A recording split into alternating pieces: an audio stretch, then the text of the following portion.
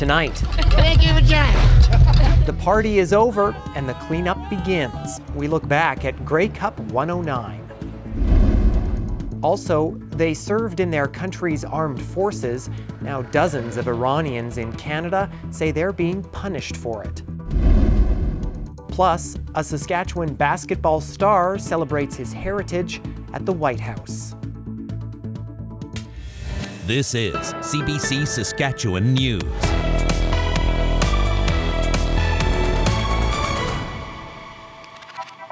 It is Monday, November 21st, and the CBC Saskatchewan News starts right now. Good evening and thanks for joining us tonight. The cleanup is underway and out-of-town fans are heading home after a nail-biting finish to the 109th Grey Cup. The dynasty is denied, and one of the oldest trophies in Canada's history will go to one of its oldest franchises. The Toronto Argonauts have won the 2022 Grey Cup. It was -10 with the wind chill at Mosaic Stadium last night, but for fans who braved the cold, it was a thriller. The Toronto Argonauts beat the Winnipeg Blue Bombers by a point, 24-23. The Argos break a 5-year Grey Cup drought, and the Blue Bombers denied a three-peat. Today, organizers are calling the festival a success. Laura Sharpaletti reports.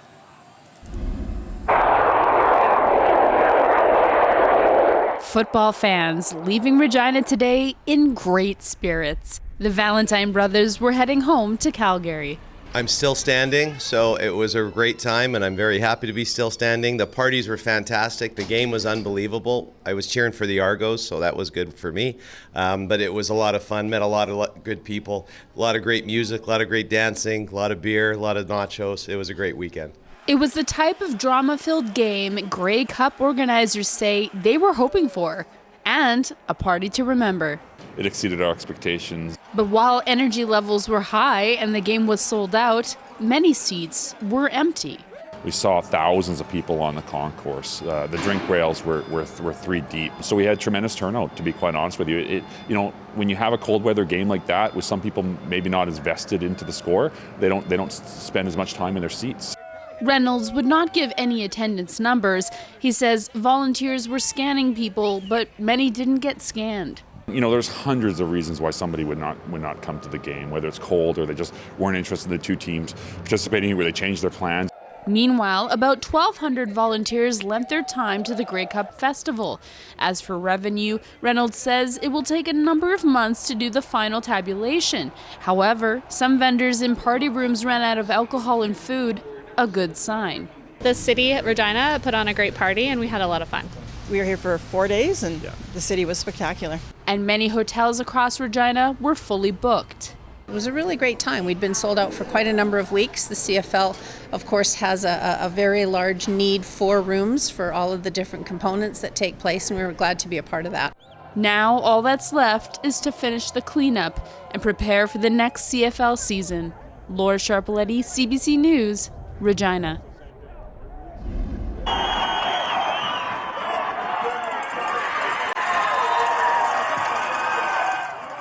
And even though the Riders were not in this year's Grey Cup, we do have a football team that's still in the running for a championship win. The U of S Huskies beat the St. Francis Xavier X-Men 36-19 on Saturday in the UTEC Bowl. That sends the Huskies to the Vanier Cup. It's the second year in a row the U of S is headed to the Canadian University Football Championship as they try to claim their 4th national title. They face off against Laval next Saturday in London, Ontario. Many Saskatchewan residents are making travel plans for the holidays, but that's proving difficult for some Iranian Canadians in our province. As Pertush Dayal reports, they're prohibited from entering other countries for reasons they say are unfair.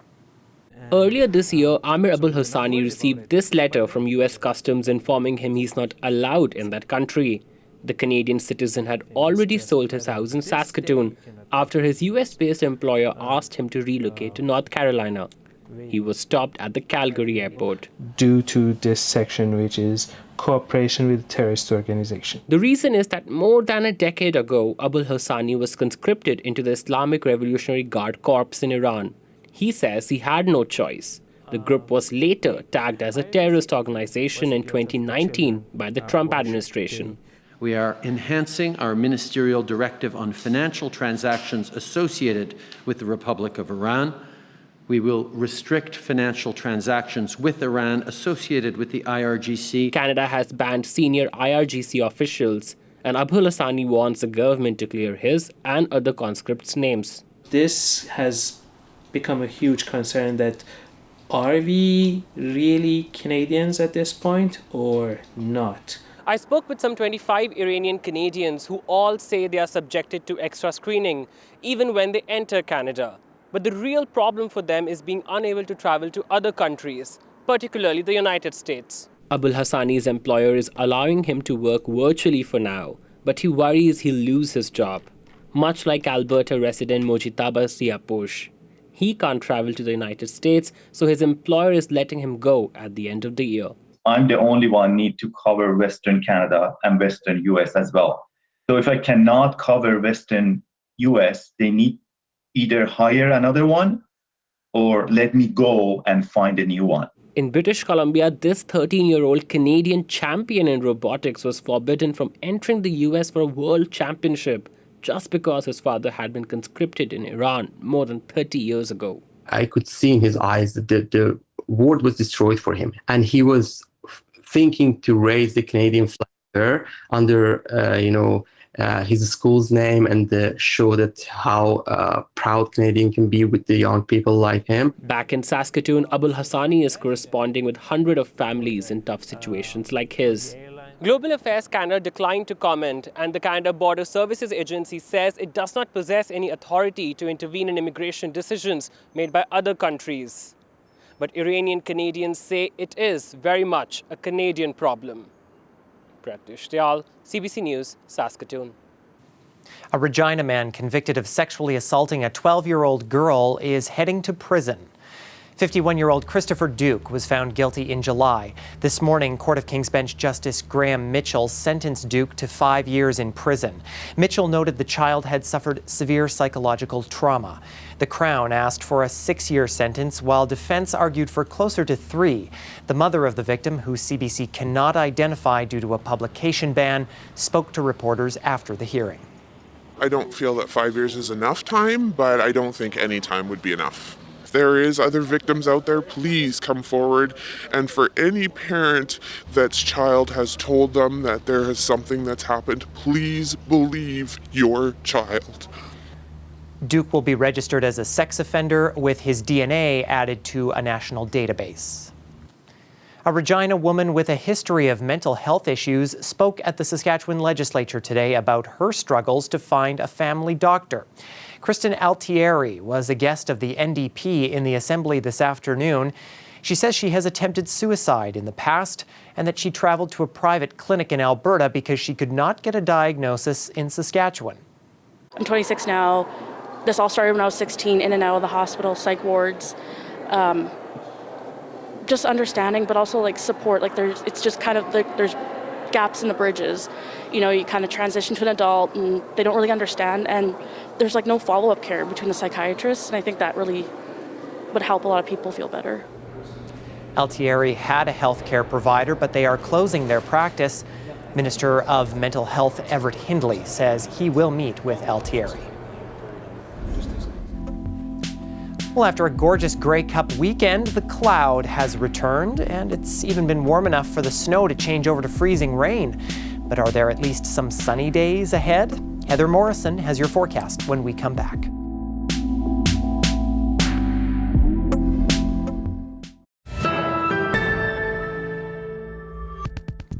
He is a Canadian Elite Basketball League champion who is working to advance the sport of basketball in this province. He's also heavily involved in advocacy for Indigenous culture.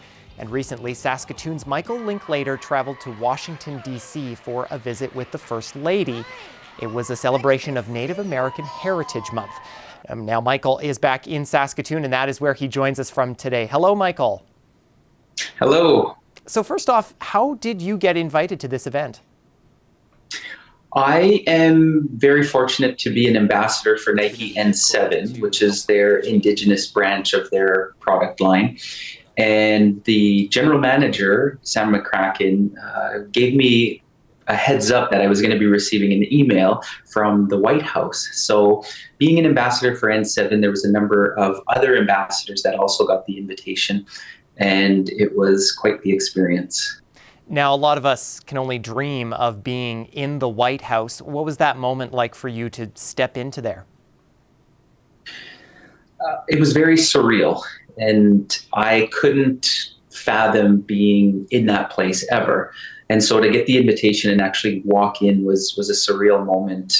The history that is in that place, recognizing all of the past leaders that have gone through there, but also from a historical standpoint, from an Indigenous lens, there's a lot of people that have come before me in terms of our ancestors as the first peoples that went through a lot in order for myself to be in the position that I'm currently in.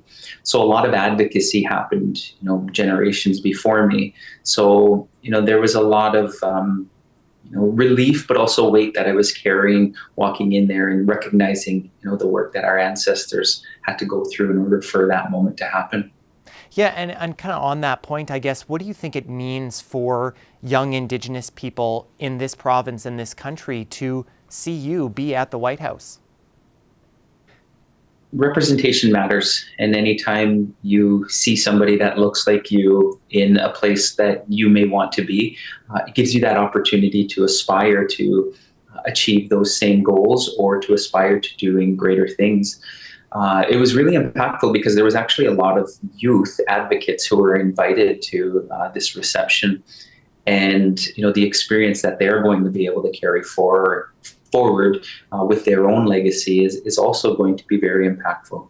And what's one thing you think you kind of walked away with from the event and took back with you to Saskatoon?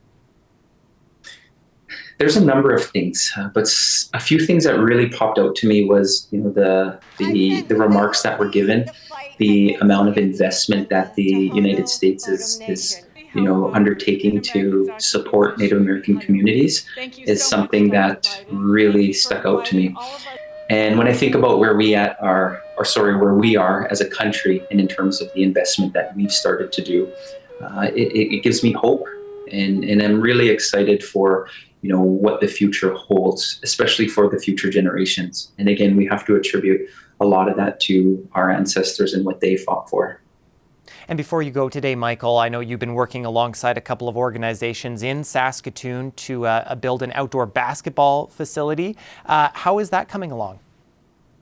That's coming along great. We broke ground this fall, and so the posts are in, and we're going to be we're very grateful for Jumpstart. They've come on board to make sure that all of the infrastructure is covered, but we are going to be doing a fundraiser and opening up our fundraising for anyone that wants to support financially to see this court come to be. So the plan is this spring, early summer, it should be completed, and so we will have an announcement soon. But if anybody's interested in wanting to follow along, Hoist the Hoops on Instagram is where we'll be sharing some of that information.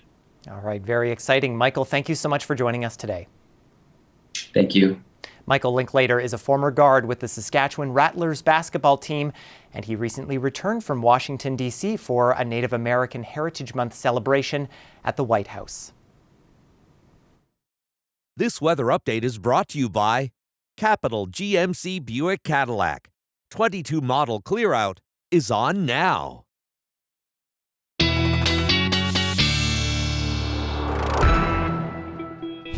And Heather Morrison joins us now for a look at the forecast. Heather, a nice sunny weekend, but today we got a little more gray. I know, Ethan, so many of us were looking forward to this milder winter weather, but this Monday really decided to be a Monday. Let's take a look at what was causing this wintry mix of precipitation around our province. So let's take a look now at this board here with the Prairie Outlook. So if you can see, there is that system that's in the southeast corner of our province up into the central area as well. That didn't start there. It started up in Lloydminster and then sort of traveled its way down in a diagonal. And what it was bringing with it was is freezing rain in some areas. And in fact, we did have a freezing rain warning in some areas of the province today. That's now ended. And light snow as well. And so it's making its way across the province. So as you can see, it should be cleared by midnight tonight, which will be nice. But of course, it did add all that moisture into the province. So you got to be careful on the roads, travel, winter conditions existing on the highway. So that's going to continue to move through. And as you can see, a little bit of cloud cover in the province, but mostly tomorrow, the big story is the fact that we're going to see some sunshine, and that is going to be nice. Heading through, it does look like there's going to be another system building up. We'll keep an eye on that, and that might be moving through on Wednesday night for you.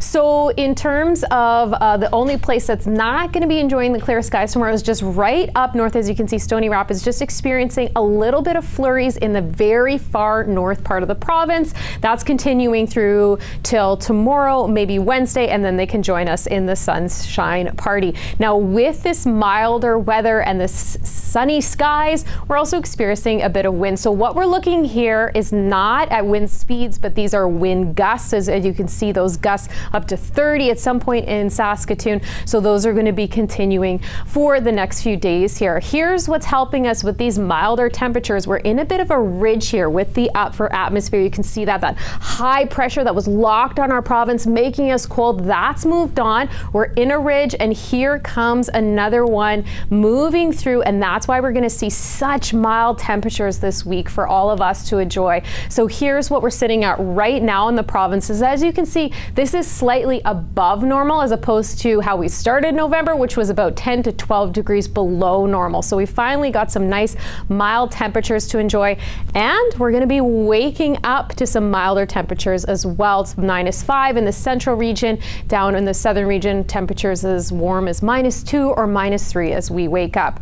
Let's take a look now at your 7-day forecast for Regina. As you can see, we get into the plus temperatures. Well, doesn't that feel good? +2 on Tuesday, +1 on Wednesday, still dropping down well below 0 overnight. And as I said, there's that wind there, but looking pretty good until we get a little bit of precipitation coming in on the weekend. Here we go for Saskatoon. So flirting with that plus temperature, 0 tomorrow, +1 on Thursday as well. But that wind being a factor until Friday as well. And then looking like we're going to get a little bit more snow on Sunday and Monday. So Ethan, there you go. Some pretty nice temperatures we just had to put up with today, but it looks like it's going to be pretty nice for a while here. And if you haven't put up your Christmas holiday lights, then you're going to have a chance to do that this week.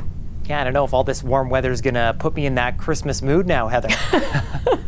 You can't have both, Ethan. You have the ability to put it up without losing your fingers, or you have mild temperatures and you get to put your Christmas lights up. I decorated a tree in front of my house yesterday, and I thought, oh, I'm so thankful for these sunny skies and these mild temps. Yeah, it is very true. All right, thank you so much, Heather. Thanks, Ethan.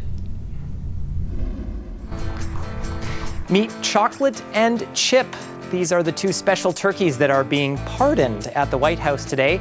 As is tradition, U.S. President Joe Biden will be officially sparing the pair from the Thanksgiving table. After they're pardoned, this delicious duo will return to North Carolina, where they were raised, and they'll live out the rest of their days at the North Carolina State University in Raleigh. We're back after the break.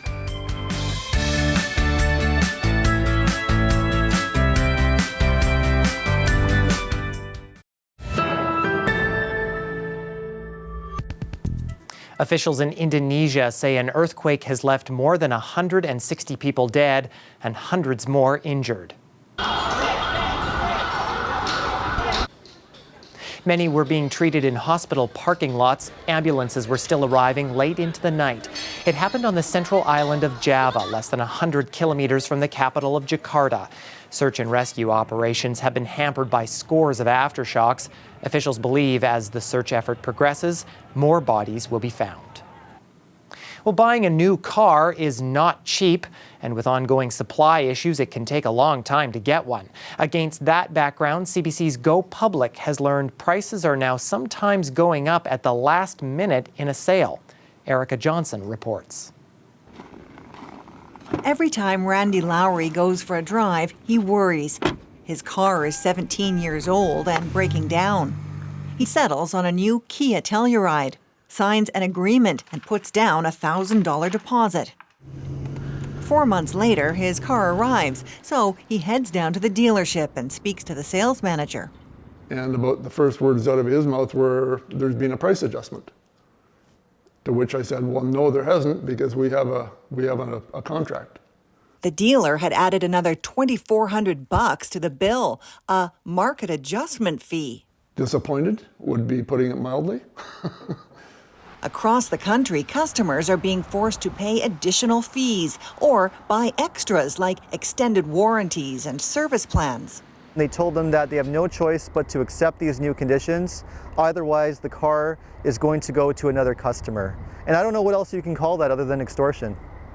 Another dealership told this couple they had to pay an extra $5,000 fee if they wanted a car. And the only excuse they had was that because of the shortage of vehicles, everybody was doing it.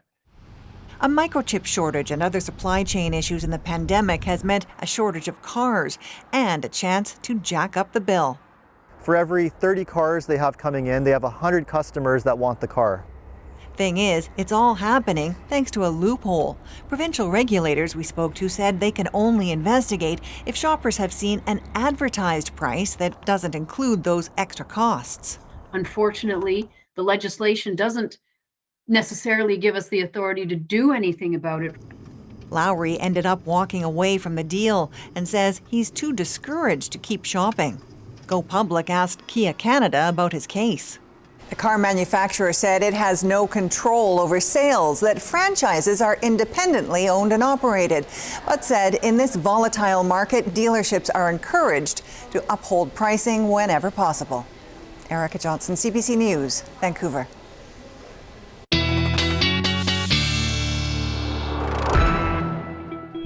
And Heather is back with another look at our forecast. Yeah, thanks, Ethan. Well, we're certainly looking forward to some milder temperatures here in the province. Let's take a look at what Regina can expect overnight. -6 is the low. As you can see there, those wind gusts up to 30 kilometers per hour. It's going to be mostly clear there overnight, heading into a fairly mild morning, -7 with those wind gusts up to 27. And then we are going to see that warm up throughout the day. I'm promising a 0-degree high with the wind gusts, though, at 33 or 35 there. In Saskatoon, very similar story, maybe a little bit cooler, not overnight. We've got -5 overnight, and then heading into tomorrow, -5 with a 30-degree wind gust, and then afternoon, -1. So a little bit cooler up here in Saskatoon, but Ethan, still lots for both cities to look forward to. Sounds great. All right, thank you so much, Heather. Thank you, Ethan. And finally tonight, NASA's Orion capsule has reached the moon's orbit after it was launched last Wednesday atop the world's biggest rocket yet. The capsule sent a video as it whipped around the far side of the moon. You can see Earth there as a small blue sphere. At its closest approach, Orion was about 130 kilometers from the lunar surface. It soared high above Tranquility Base, where humans first walked on the moon 53 years ago. The capsule will spend a week in lunar orbit before heading home.